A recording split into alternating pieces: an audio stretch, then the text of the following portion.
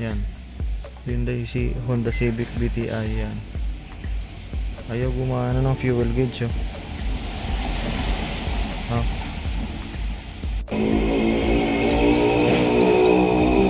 Ano yung kilometer niya? Yan talaga yung kilometer niya, original. Talaga yan. Hindi naman nadadaya yan. Yan. Hyundai Honda Civic VTI yan. Ayaw gumana ng fuel gauge oh. Ha? Dapat gagana yan.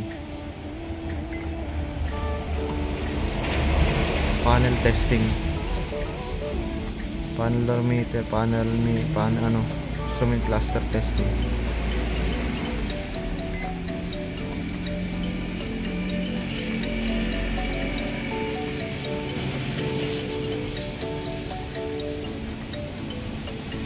Yan po, nirepair na po natin yan. Pinalitan po tayong parts and then testing na lang po natin. Pansinin nyo po yung galaw niya ngayon. Gumagalaw na po siya. Yan, tingnan nyo po yung fuel gauge siya. Gumagalaw na po. Yan. Kanina po i-stack po yun. Ayaw po talagang gumalaw niya. After po natin repair yan.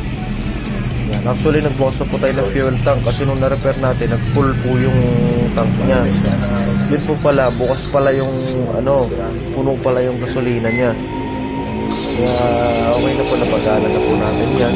Ano yung kilometer niya? Yan, nakita nyo naman po gumagana. Okay. Nadadaya yan. Hindi na pwedeng dayari, no? Pag naano naman, no?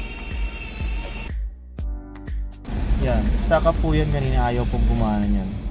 Nakita nyo naman, tinesting natin yung gauge, kung paano natin tinesting, napagana natin lahat sa meter testing. Ito naman po, full tank pala siya. Ito natin. Yung full tank pala, binuksan namin yung tank, punong-puno ng gasolina, kaya pala full tank. Pero kanina, nandito lang sa almost half.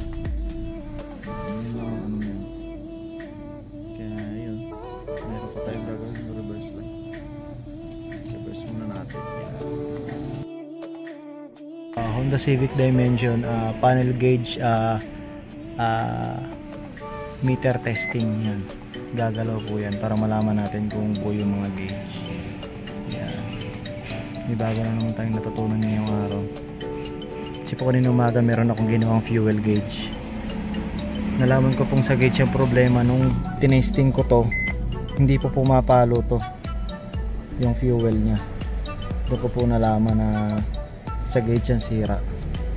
Pero na-repair naman po natin. By the grace of God, na-repair naman po natin siya. Tantuwa nga may-ari, full tank pala siya. Baka napakarga pala siya ng pakarga kasi ngayon hindi gumagana yung gauge niya. Galing. May procedure po pala to, no? May procedure ito. Bago maano. Una, click to. Click tong button na to. Tapos pag habang naka-click ka, naka-press ka, i-on mo to, yung switch na to. Then pag nag-on yung switch na to, i-on mo naman yung ignition switch. Yan, pag ang ignition switch, patay sindi mo to. Dalawang beses, on, off, off. I-off mo siya, tapos flick mo siya ng 1, 2, 3, ganun. Ganun siya gaya.